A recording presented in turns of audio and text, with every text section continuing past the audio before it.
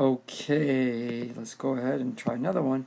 Now this, finally, I'm getting the problem that Sarah asked me to try to do, number 6, the last one. I didn't do it live. I did it ahead of time. I looked at it because I was worried. I was like, oh my God, this problem's going to be crazy. It turned out to be quite clever and kind of cute. A cute little problem. Let's look at it. See if we can figure this out. I'll go a little bit slow through this. You got 2 to the n. Oops, yeah, that's right. Times n plus 1, 2 to the n times n minus 1. Okay.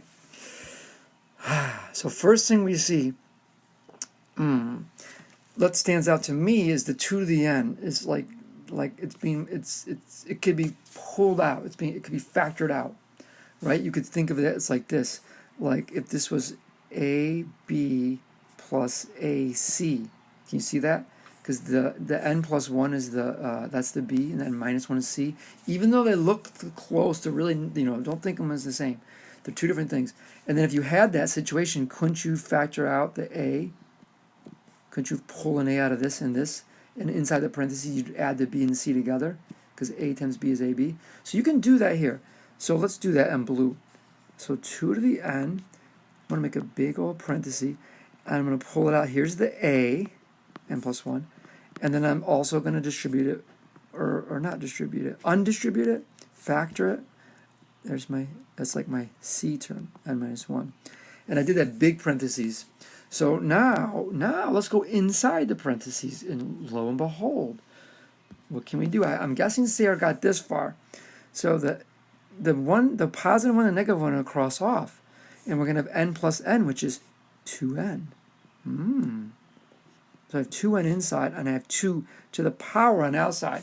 And now you're like, okay, that's done. You can't do anything more. They look the same. One's powered up, one's multiplied.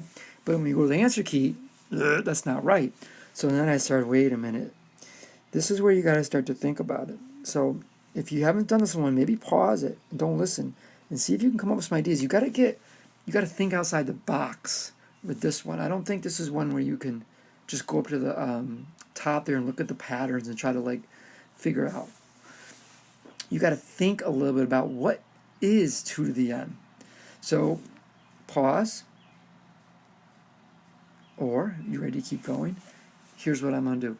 When I'm stuck with like this one strategy I'm going to use, I'm just going to think out loud. Of course, it's helpful because I figured it out already.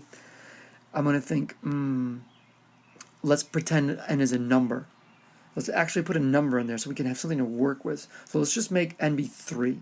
So if n was 3, that would be 2 to the third power.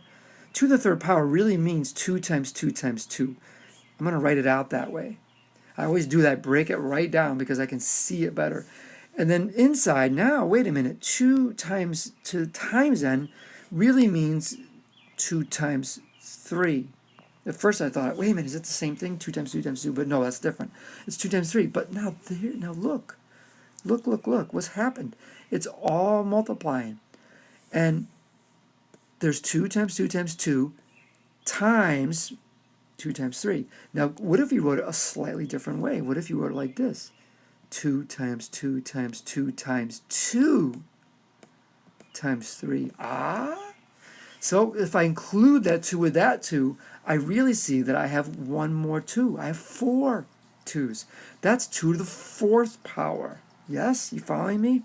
So that really is 2 to the 4th power times 3. Or if you think back in terms of n, 4 is 1 more than 3. So wouldn't that be 2 to the n plus 1?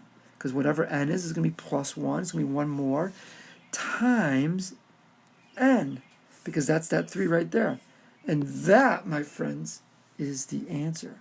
That's pretty cool. Pretty clever. So hopefully you followed that. Maybe you got that with a little bit of hint. Or maybe just however. So, cool. Now, Sarah, there's one of your questions.